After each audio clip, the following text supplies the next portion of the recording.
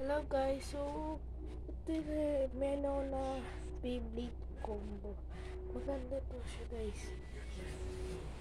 Meron siya 4 na modes: attack, defense, stamina, and balance. Yung pinaka worst niya si stamina kasi ginto siya ginun. Hanggang maubos na siya ng stamina. Tapos yung balance naman, kahit nakatagilid yung launch mo, no matter how you try it, itatagilid niya yung sarili niya ulit patayo. Tsaka nagbabounce to. Pag defense naman, ganito guys. Ito na yung balance. I will show you how balance works.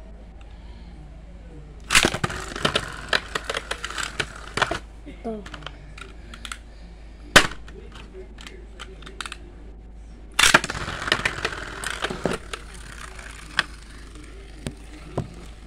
Hindi ko lang nakuha yung video na yun.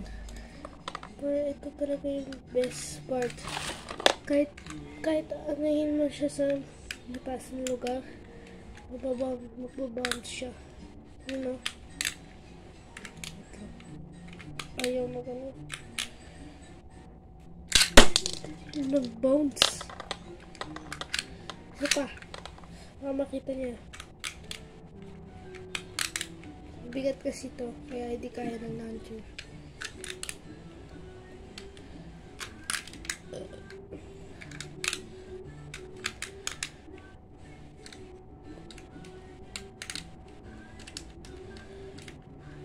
Ito lang. Yan. Yun ang nag-bounce. Tsaka ito, balance system. Parang siyang big gimmick na. Pero, so, Takara Tomy and Hasbro, gawin nyo tong big gimmick na to. Tsaka pag nagawa nyo na to,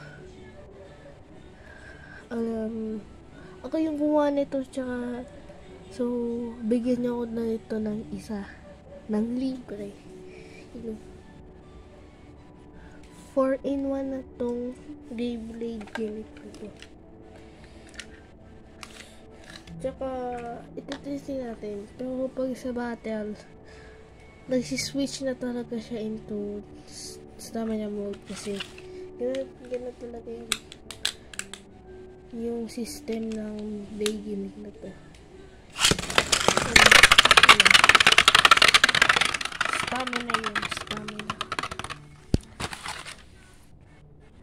Tapos, ang ginawa ko lang kasi, may maliit akong marker.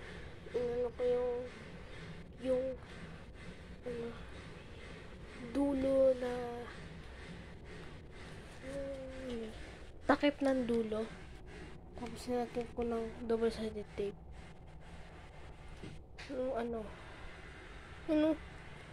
Bouncy. Guys. Pero pagkatak naman, ang brutal nito. Malakas siya. Kasi kahapon nung tinisting ko to, pinalipad niya isang Beyblade sa dingding namin. Yun yung gasgas. Ayun. Lakas nga nito. May gimmick ko to. Parang ito yung Bey gimmick ni Storm Pegas. Super hindi ganun. 4-in-1 na to.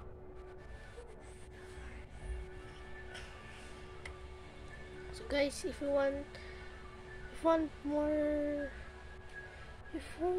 na gumawa pa ulit ako ng Bey gimmick, make sure to subscribe, click the notification bell in all, comment, and share na. Yun lang. Bye-bye.